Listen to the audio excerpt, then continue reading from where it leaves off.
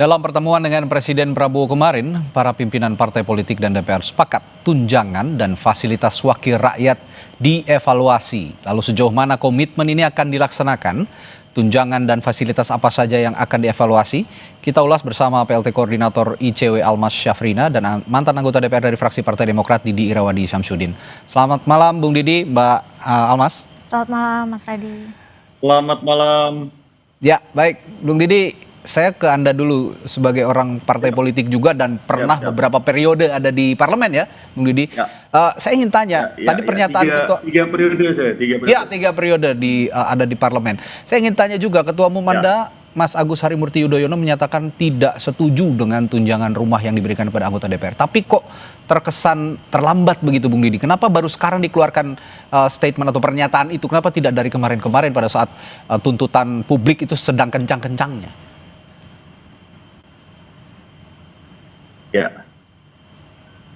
Ya, silakan Bung Didi. Baik, pertama-tama tentu memberikan apresiasi kepada Presiden Prabowo dan juga Ketua Umum kami ya yang kemarin memberikan statement dan pernyataan. Saya kira untuk suatu hal yang baik tentu ada istilah yang terlambat ya. Ini selama ini saya melihat, saya agak menyesalkan ya, sahabat-sahabat di DPR, sahabat-sahabat saya di DPR agak terlambat membuka komunikasi dengan publik terkait tunjangan-tunjangan ini ya. Adanya tunjangan ini kalau dibicarakan dari awal dengan publik sebelum di launching turunnya tunjangan yang 50-60 juta itu, ketika publik gak setuju jangan jalan gitu kan, bisa mengadakan memanggil ya, meminta pendapat publik ya dari tokoh masyarakat, tokoh kampus dan lain-lain. Ini boleh nggak ini? Oke. Peka lagi ya mereka ya. Jadi kita nggak bisa menyalahkan presiden atau ketua umum partai yang ada, ketua fraksi dan ketua partai yang ada. Tetapi saya kira lebih pada kesalahan tidak, mohon maaf, kurang transparan dan kurang membuka komunikasi kepada publik terkait anggaran ini ya. Menyangkut anggaran itu hal yang sangat peka, hal yang sensitif. Harusnya bukan masalah jumlahnya besar ya, tentu ini jumlah yang cukup besar, tapi kalau transparan ya, lalu membuka kepada publik itu lebih baik. Dan lebih baik lagi jika lebih peka pada masyarakat tentunya ya, dengan melihat kondisi hari ini masih banyak orang yang sulit ya, pengangguran terdidik meningkat, belum lagi daya beli masyarakat yang sulit ya, penghasilan guru yang kecil pula. Harusnya ada rasa peka, rasa empati terhadap ini menurut saya. Jadi ini suatu hal yang nggak boleh diulangi lagi ke depan oleh sahabat-sahabat saya di sana. Saya yakin masih banyak sahabat-sahabat yang baik yang mementingkan kepentingan rakyat. Tetapi ada komunikasi yang kurang elok, kurang baik, kurang peka. Beberapa teman DPR di sana mengakibatkan demikian kemarahan dan kebencian kepada DPR. Ini sangat disayangkan. Bung Didi, tapi bagaimanapun Demokrat menempatkan representasi wakil rakyatnya di DPR. Jika Anda berbicara DPR, berbicara juga Demokrat yang ada di DPR begitu. Kenapa ini tidak pemikiran ini tidak segera saja langsung diambil inisiatif oleh Partai Demokrat? Kami tidak setuju sejak awal dan kami mengimbau kepada anggota-anggota yang lain juga untuk mengikuti kami sebagai anggota parlemen dari Partai Demokrat begitu, Bung Didi.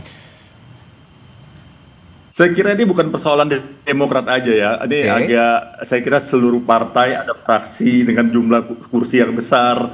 Ya, saya menyesalkan semuanya ya. Saya harus objektif ya, menyesalkan semuanya. Kita nggak bisa bicara Demokrat fraksi terkecil hari ini ya, tetapi di sana ada fraksi-fraksi besar, fraksi-fraksi menengah, Demokrat termasuk yang artinya Anda merasa suara Partai Demokrat tidak terlalu didengar selama ini, bagaimana? Artinya ini persoalan seluruh, begini, harus melihat ini seluruh yang ada. Nah, saya kira sudah bagus ya, langkah yang tidak ada kepekaan, tidak ada rasa empati itu lebih tidak baik ya. Memang kita harus berani mengkritisi, introspeksi, agak terlambat semua partai yang ada di sana. Jadi ini bukan arahnya Partai Demokrat atau partai mana, tetapi semuanya Ya. ini menjadi evaluasi yang baik ya. Rasa ada transparansi, ada kepekaan terhadap masyarakat. Tidak ada segelintir anggota dewan yang mengeluarkan kata-kata yang kurang elok ya. Hal yang sepele kalau kita lihat kemarin ya. Hanya menari-nari di DPR yang sebenarnya dalam keadaan negara normal baik-baik saja, wajar aja ya. Orang menari, negara sedang tidak baik-baik saja ya. Tetapi lalu ada konten-konten, ada pernyataan-pernyataan yang kasar, itu yang disesalkan, akibatnya menambah kemarahan soal tunjangan yang dari awal menurut saya kurang peka terhadap masyarakat. Oke, baik Bung Didi, saya sepakat dengan apa yang Anda utarakan soal bagaimana DPR menyikapi keluh kesah publik secara kolektif dan kolegial, itu yang tidak muncul secara kelembagaan di DPR saat ini. Tapi kita geser lagi ke topik tunjangan, soal tunjangan ini. Tapi sebelum saya lanjutkan perbincangan bersama Mbak Almas, saya ada visual terbaru yang akan kami hadirkan saat ini, bahwa TNI Polri saat ini menggelar patroli lanjutan yang dilakukan di sejumlah wilayah di Jakarta. Ini adalah visual terkini yang Anda saksikan, visual terbaru yang kami sajikan di layar kaca Anda, untuk memastikan ibu kota ataupun Jakarta saat ini masih dalam keadaan kondusif, keadaan aman, setelah kemarin berhari-hari ada aksi unjuk rasa atau aksi demonstrasi yang berujung kericuhan. Meskipun unsur kericuhan itu tidak serta-merta dilakukan sepenuhnya oleh para pengunjuk rasa. Presiden saja sudah mengatakan bahwa ada penyusup, ada orang-orang yang tidak bertanggung jawab untuk menciptakan huru-hara pada saat aksi unjuk rasa dilakukan di sejumlah titik di Jakarta, termasuk juga di beberapa daerah di Indonesia. Ya, kembali ke topik kita malam hari ini, soal tunjangan DPR yang akan dievaluasi oleh DPR maupun pemerintah. Mbak Almas, kalau melihat beberapa item tunjangan yang sekarang diberikan oleh DPR, saya yakin ICW sudah mengantongi beberapa item itu ya. Apa yang harus dievaluasi? Kalau kemarin Pak Prabowo mengatakan bahwa harus ada evaluasi terhadap tunjangan, tapi tidak secara spesifik tunjangan apa yang seharusnya item-item mana saja yang harusnya dievaluasi? Iya, sebetulnya kalau dilihat memang gaji pokok DPR itu kecil. Tidak terlalu besar. Tidak terlalu besar. 5 jutaannya tergantung lah jabatannya ada di posisi apa begitu ya. Tapi komponen tunjangannya kan banyak sekali. Ada tunjangan jabatan, tunjangan komunikasi, bahkan kemarin yang juga sempat ramai karena terjadi kenaikan yang sangat signifikan, misalnya tunjangan terkait dengan beras, bensin dan sebagainya begitu ya. Jadi saya rasa kalau misalnya akan dilakukan evaluasi, ini yang dilakukan evaluasi adalah evaluasi yang menyeluruh. Bahkan menurut kami di ICW yang dievaluasi bukan hanya terkait dengan gaji atau tunjangan yang didapatkan oleh anggota DPR, tetapi item lain ya? Iya, tetapi sehubungan dengan anggaran DPR itu sendiri. Terkait dengan kemarahan publik ini, Mas, ini kan bukan hanya terkait bahwa tunjangannya naik signifikan, angkanya besar seperti tadi disampaikan oleh Pak Didi ya. Tapi saya lihat ada dua persoalan yang lain. Satu, ini berkenaan dengan kekecewaan publik atas kinerja dari DPR selama ini. Dalam artian kinerjanya sedang dipertanyakan, kok gajinya malah naik, tunjangannya malah naik begitu. Kemudian yang kedua, ini berkaitan dengan momentum. Ini yang tadi disampaikan, sepertinya anggota DPR kita atau DPR secara kelembagaan itu tidak peka ya dengan kondisi kesulitan ekonomi masyarakat. Di tengah misalnya ada kenaikan harga beras, kemudian ada kesulitan mengakses lapangan kerja, PHK di mana-mana, kemudian masyarakat dicekik pajak begitu ya. Tiba-tiba anggota DPR kita, wakil rakyat kita itu mendapatkan tunjangan yang naik signifikan. Kalau soal besar dan kecilnya mungkin kita bisa berdebat karena anggota DPR juga menyatakan untuk tupoksi atau posisi strategis sebagai anggota DPR, ya angka tersebut menurut mereka itu adalah angka yang tidak bisa dibilang besar begitu ya. Tapi untuk dua hal yang tadi ini saya rasa ya sangat disayangkan ya ketika DPR tidak peka terhadap kondisi kesulitan ekonomi masyarakat. Dan kami di ICW juga mendorong, ini kan anggaran DPR luar biasa besar ya, cukup besar. Ada 9,9 triliun kalau tidak salah di tahun anggaran saat ini. Satu-satunya lembaga negara yang tidak diefisienkan ya. oleh pemerintah. Ya ada beberapa pos lah anggaran kementerian atau lembaga yang tidak sejalan ya dengan prinsip atau kebijakan efisiensi anggaran yang selalu digaungkan oleh pemerintah sejak awal pemerintahan begitu. Sehingga itu tadi tidak hanya soal gaji dan tunjangan, tetapi misalnya terkait dengan anggaran kunjungan kerja, baik itu di masa reses dan masa sidang, di luar sidang dan sebagainya begitu ya. Karena satu, anggarannya luar biasa besar, kemudian yang kedua juga bagaimana akuntabilitasnya. Karena anggarannya besar, tapi kok salah satunya ya misalnya produk legislasi yang dihasilkan banyak mendapatkan kritik, misalnya dianggap tidak partisipatif, tidak transparan begitu ya, sehingga banyak produk legislasi yang dihasilkan oleh DPR ya berujung di judicial review Mahkamah Konstitusi begitu. Sehingga ini saya rasa yang kemudian mengakumulasi kemarahan publik ya, tidak hanya soal besaran tapi juga terkait dengan kinerja DPR selama ini yang ini tidak hanya anggarannya loh yang naik, tapi jumlah anggotanya kan juga naik terus ya. Dari 575 anggota naik 580 anggota ya, ke depan ada kemungkinan juga akan bertambah begitu. Dan yang kedua yang tadi ya momentumnya, dan saya rasa itu yang sangat melukai hati rakyat karena kita dipertontonkan pada satu kebijakan yang tidak sejalan begitu, kontradiktif. Kita ini sedang efisiensi atau tidak sebetulnya, karena kok fasilitas untuk pejabat misalnya yang sangat ramai soal tunjangan rumah begitu ya, itu sampai mencapai 50 juta per anggota DPR. Artinya ini menurut Anda satu keharusan yang sangat mendesak, sesegera mungkin diimplementasikan atau masih bisa diulur-ulur lagi, atau harus sesegera mungkin ini diimplementasikan soal tunjangan dievaluasi kembali ini? Ya, dengan melihat kritik publik yang sangat besar ya, ini kan di sisi lain kita perlu juga melihat bahwa ini publik sangat melihat perhatian dengan DPR, punya harapan yang besar kepada DPR begitu ya, karena kalau kita punya wakil rakyat yang bagus Mas, di mana dia juga mengemban fungsi legislasi, anggaran, pengawasan, kita berharap DPR ini kalau kerjanya bagus ya dia bisa menjalankan fungsi pengawasan eksekutif misalnya yang lebih bagus lagi begitu ya, sehingga harapan ke DPR ini besar sekali. Jadi saya rasa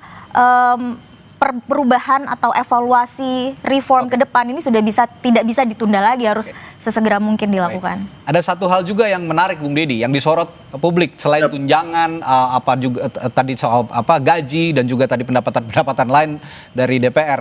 Yang juga jadi sorotan adalah penghasilan DPR yang tidak ditanggung dipungut pajak, ditanggung negara. Nah, ini akan dibayar sendiri atau bagaimana kira-kira?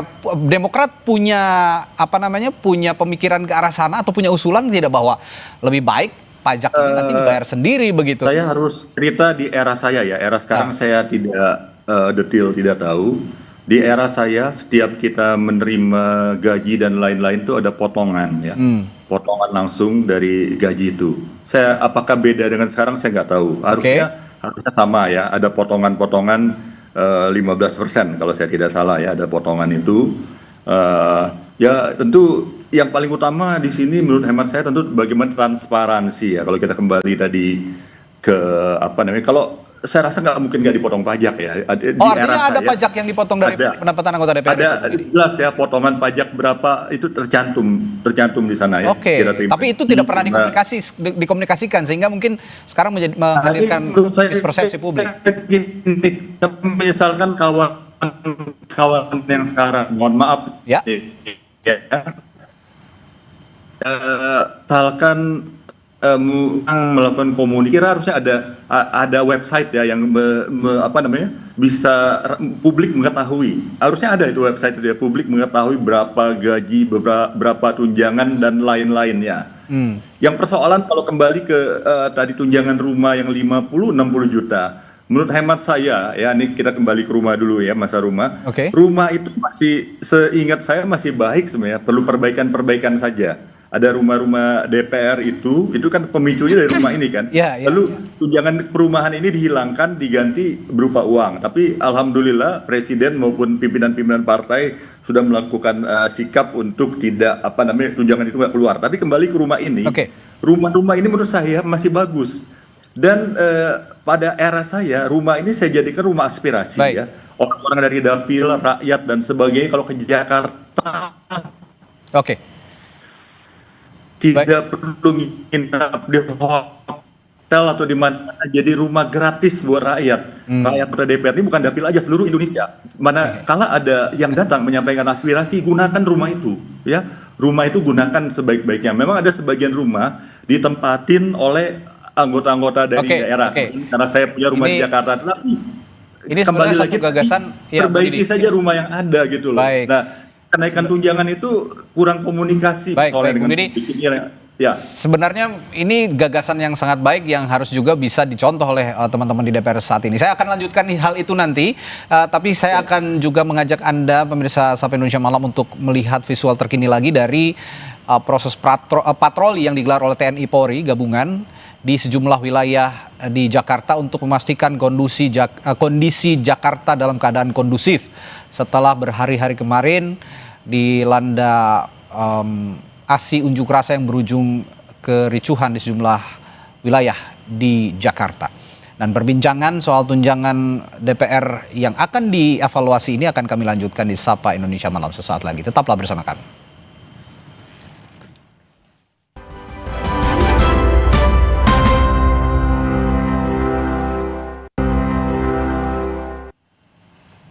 Kembali di Sapa Indonesia Malam, saudara. Sebelum kami lanjutkan perbincangan, kami ajak kembali untuk menyaksikan visual terbaru dari gelaran patroli yang dilakukan oleh TNI Polri untuk memastikan kondisi Jakarta kondusif setelah terjadinya beberapa hari yang lalu ada aksi unjuk rasa yang berujung kericuhan di sejumlah titik. Dan tentu saja sekali lagi saya katakan bahwa ini kerusuhan yang terjadi atau kericuhan yang terjadi bukan semata-mata karena pengunjuk rasa, tapi ada hal-hal yang tidak diinginkan yang juga dikembangkan oleh pihak-pihak tertentu yang ingin adanya huru-hara seperti yang juga sudah ditegaskan oleh Presiden Prabowo Subianto. Ya, kembali ke perbincangan kita malam hari ini. Saya ke Mbak Almas. Mbak Almas, tadi kita bahas soal pajak yang dibayarkan oleh negara. Jadi gaji anggota DPR ini memang dipungut pajak, tapi pajaknya dibayarkan oleh negara. Beda sekali dengan pekerja seperti kita ini yang membayar sendiri pajak penghasilannya. Apakah ini juga menurut Anda perlu dipangkas atau perlu ditinjau ulang? Jadi memang ada di peraturannya ya, peraturan Menteri Keuangan tahun 2010. Nggak tahu nih kalau ternyata berbeda lagi ya, karena tadi ada bantahan. Tetapi yang kami ketahui, yang ICW sudah coba cek begitu ya, memang anggota DPR itu bukan bebas pajak, tetapi pembayaran PPh 21-nya itu dibebankan ke APBN atau APBD begitu, dalam artian ya dibayarkan oleh negara dengan jumlah-jumlah yang sudah diatur oleh undang-undang begitu ya, sehingga itu juga yang kemarin juga memicu protes publik begitu ya, karena di saat yang bersamaan juga Kementerian Keuangan misalnya mengeluarkan kebijakan-kebijakan terkait dengan pajak yang memicu pertanyaan publik begitu, kritik publik, sehingga saya rasa memang soal tunjangan dan gaji anggota DPR tadi, fasilitas-fasilitas yang dimiliki ini harus dievaluasi secara total begitu ya, termasuk misalnya anggaran-anggaran lain terkait dengan kinerja DPR itu sendiri. Oke, balik ke Bung Didi, gagasan untuk mengefisienkan anggaran yang ada di DPR kira-kira berdasarkan pengalaman Anda 3 periode di DPR yang bisa Anda berikan kepada teman-teman yang sekarang ada di DPR, bagaimana Bung Didi? Saya kira usul yang baik ya, sampaikan Presiden Prabowo, Ketua Umum Partai Demokrat dan seluruh Ketua Umum Partai yang mendukung. Tentu efisiensi dan efektivitas anggaran harus dilakukan ya. Mengingat kembali lagi bahwa situasi masyarakat yang masih banyak masyarakat yang masih sulit ya. Tentu kepekaan ini harus dilakukan, dan saya yakin kawan-kawan di DPR banyak yang sepakat dengan ide efisiensi ini, tetapi dilakukanlah dengan sebaik-baiknya ya, termasuk moratorium perjalanan-perjalanan yang tidak perlu ya, perjalanan dinas, perjalanan ke luar negeri dan lain-lain, itu yang disampaikan Presiden Prabowo saya kira bagus ya. Dan ini kan isu rumah jabatan ini yang seperti ini ya. Kenapa nggak rumah itu segera diperbaiki saja ya, daripada rumah itu rusak, rumah itu bocor, rusak, kan bisa digunakan yang seperti saya katakan tadi, jadi aspirasi bagi dapil dan seluruh rakyat. Kan biarkan ya, kasihan itu rumah pos Ulu Jami ya, Jadi kan juga bagian dari efisiensi anggaran terkait diskusi kita pada hari ini ke rumah, tapi ke anggota DPR. Saya kira rumah itu diaktifkan lagi. Toh bagi anggota-anggota DPR dari daerah yang banyak sekali akan berguna rumah itu ya. Rumah yang ada itu akan sangat berguna menurut hemat saya. Jadi sepakat saya yang disampaikan Bapak Presiden dan para ketua umum partai untuk mendukung ini suatu langkah yang baik, berarti ada perbaikan dan keinginan yang baik untuk mendengarkan protes dan aspirasi masyarakat. Oke, baik. Tapi ada satu hal lagi yang perlu dipastikan nih Mbak Almas. Kalau kemarin bicara soal evaluasi tunjangan DPR ini, kalau kata-kata evaluasi maksudnya ini dihapus, kalau menurut Mbak Almas nih ya, baiknya dihapus, dikurangi, atau hanya diganti saja nomenklaturnya atau nama pos anggarannya? Iya, kalau dihapus rasanya sulit ya, karena kalau kita tahu kan memang komponen take home pay anggota DPR itu lebih banyak ya di tunjangan. Gaji pokoknya kan kecil, bisa dibilang ya kecil lah untuk jabatan sebagai anggota DPR, bahkan pimpinan sekalipun begitu ya. Sehingga rasanya yang perlu dilakukan adalah perampingan itu tadi. Misal terkait dengan tunjangan perumahan 50 juta per bulan begitu ya, per bulan loh, bukan per tahun begitu. Kalau dikali 1 tahun saja 50 juta sudah berapa dikali 5 tahun, ini kan yang menjadi pertanyaan publik. Dan di sisi lain kita dihadapkan pada sikap flexing begitu ya anggota DPR yang banyak mempertontonkan betapa mereka sebetulnya punya rumah yang sangat mewah begitu. Tidak hanya satu rumahnya, punya rumah kedua, punya rumah ketiga dan segala macam gitu. Sehingga yang menjadi pertanyaan publik ketika sudah punya rumah seperti itu, ada juga komplek perumahan DPR, kenapa harus ada tunjangan yang cukup besar 50 juta per bulan begitu. Dan kalau tadi disebut perumahan DPR, ini kan memang kemarin anggota DPR banyak yang menyebut bahwa ini perumahan sudah tidak layak ya. Nah ini juga sebetulnya upaya untuk merehabilitasi, merenovasi rumah ini kan sudah ada. Tapi yang terjadi kemudian yang sempat ramai juga beberapa tahun lalu ya ada dugaan korupsi di situ begitu kan. Jadi memang ya di sini problemnya tidak hanya terkait dengan tunjangan rumah yang besar ya, tetapi kegagalan menjaga rumah yang sudah disediakan oleh pemerintah begitu. Walaupun lokasinya di Kalibata ya, disebut cukup jauh dengan kantor di Senayan dan segala macam. Tapi ya bersikap empati lah. Hari ini juga banyak pekerja di Jakarta yang rumahnya juga jauh, tetapi mereka masih bisa hadir ke kantor begitu ya, bekerja dari pagi sampai malam, dan itu dilakukan setiap hari begitu. Kenapa kemudian anggota DPR tidak bisa melakukan hal yang sama begitu? Hal serupa. Nah, satu lagi ya yang menarik juga untuk kita jadikan bahasan. Ada juga uang pensiun DPR. Katanya publik ini protesnya kerja cuma 5 tahun, negara bisa membayarnya seumur hidup. Sampai detik ini saya juga akan tanya ke Bung Didi kalau begitu sebagai mantan anggota parlemen. Apakah Anda juga masih menerima uang pensiun, Bung Didi? Ada pensiun sejumlah 3 juta yang memang kita harus terbuka ya, itu 3 juta silakan. Lebih ya, 3,5 kalau nggak salah saya lupa, itu seumur hidup untuk DPR. Ya, saya serahkan pada masyarakat, keinginan masyarakat apa saya hormatin ya. Kalau memang itu harus di stop ya nggak ada masalah buat saya. Ya saya kira kalau memang kita serahkan ke masyarakat. Nah ini masih lama nggak saya bicara? Iya silakan Bung Didi. Ada hal kecil yang tapi bisa jadi hal bermasalah, bagaimana kepekaan anggota dewan ya. Ini mohon maaf kawan-kawan di DPR, ini sejak zaman saya juga dulu ya. Ini hal kecil, kadang-kadang kehormatan kita saya kira bukan dinilai dari tampilan kita flexing ataupun tampilan-tampilan sederhana nih. Mohon maaf mungkin ada yang marah teman-teman. Saya tidak pernah menggunakan mobil yang nguing-nguing, apa namanya sirene. Saya kenal dengan Bung Didi sejak lama. Memang saya saksikan Pak Bung Didi sejak awal saya nggak mau. Mohon maaf kawan-kawan ya, itu saya kira akan kesannya kita makin jauh dari rakyat. Kalau di Jakarta pun bikin macet jalanan, ini hal kecil tapi peka. Karena masyarakat suka bisikin saya ya, karena kita turun, ini anggota dewan nih bikin macet segala. Sorry teman-teman, janganlah itu. Ini banyak hal lain juga. Hal-hal yang peka. Bukan nggak boleh nguing-nguing tadi ya, sirene bukan nggak boleh. Dalam tugas-tugas tertentu, rombongan dan lain-lain, atau tugas harus rapat cepat silakan. Tetapi untuk kedapil kan ini saya nggak pernah ya. Kita rasanya harusnya kita merasa ada yang masyarakat itu ada rasa kebencian kemarahan dalam hati masyarakat kita harus bisa merasakan. Kita hindari itu saya kira ya. Jadi apalagi flexing, mohon maaf ya. Saya sebenarnya anggota DPR dari dengan segala kerendahan hati dari yang lumayan berada ya. Saya bisa aja flexing dan sebagainya. Tapi bisa melakukan dari awal saya ini.